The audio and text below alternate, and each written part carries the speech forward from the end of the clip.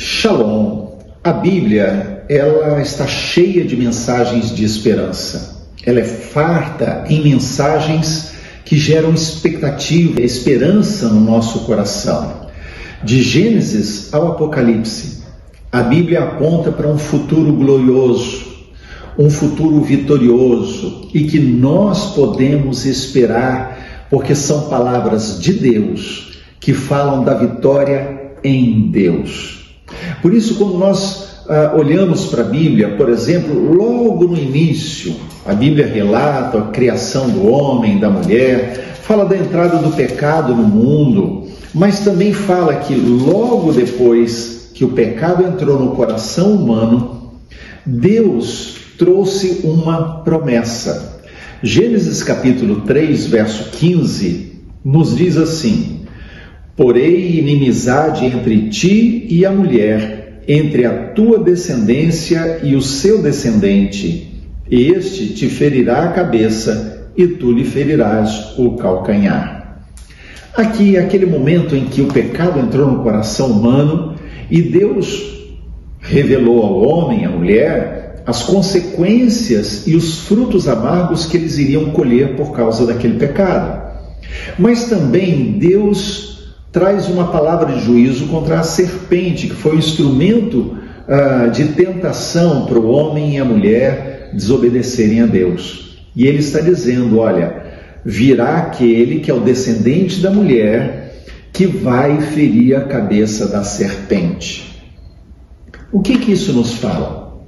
Que desde o primeiro momento, Deus deixa claro que Ele não abandona o pecador. Ele oferece ao pecador uma oportunidade, a chance, a esperança, a expectativa de algo muito melhor, de um retorno para Deus.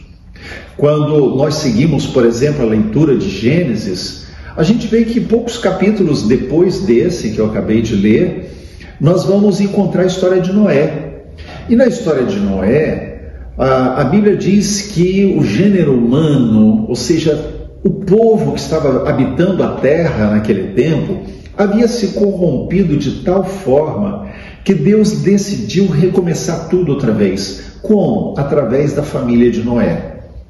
Então Deus chama Noé e diz: Noé, constrói uma arca, porque eu vou trazer um grande dilúvio sobre a terra, e eu vou poupar você e quem estiver na arca com você. Então constrói a arca.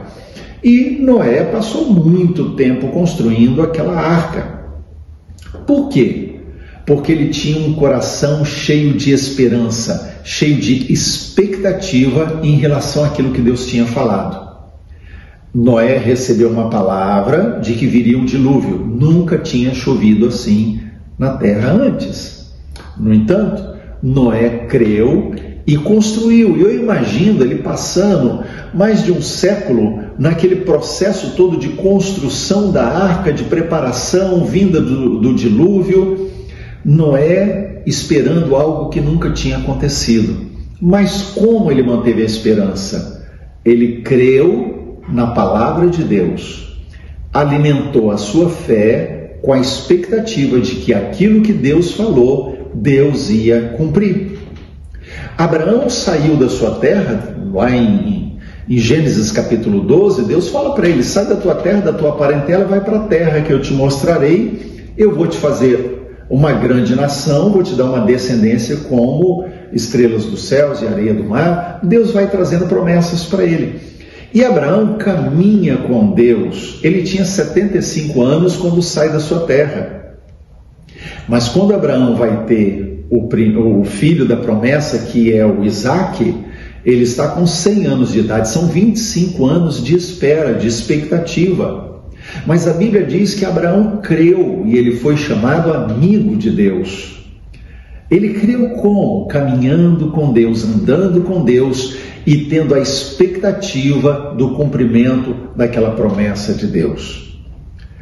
Paulo, que antes era conhecido como Saulo, perseguidor da igreja, ele tem um encontro poderoso com Deus quando ele está indo no caminho de Damasco para perseguir cristãos. Ele tem um encontro com Jesus, a sua vida é transformada, porque toda pessoa que tem um encontro com Jesus tem a vida transformada.